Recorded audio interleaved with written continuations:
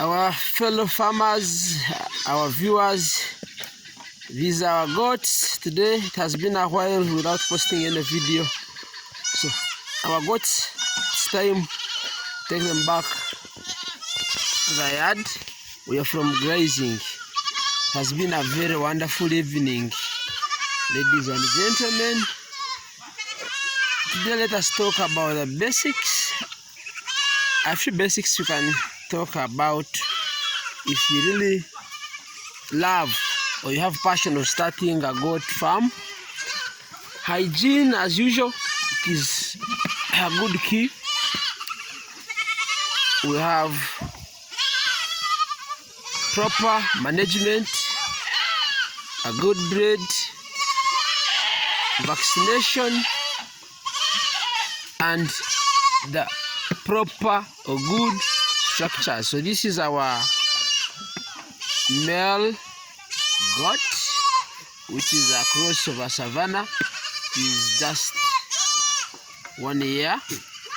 So these are our structures. We are talking about the good structures. A good structure should be raised, should be high, should be not necessarily high, but if you can, even if you can put it down, if the hygiene is good, if you can manage the hygiene, so you'll be good to go.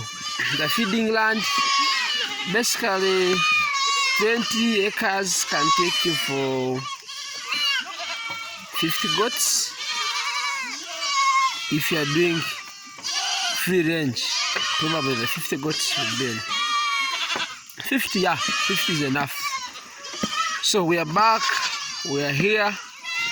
So as a routine, every evening I'm here to cross check if there is any sick animal, if there is any missing animal. So that is the management bit. As I told you, management is a key. So you should cross check on your goat which is missing, which is not feeling well, and do the vaccination. You should know the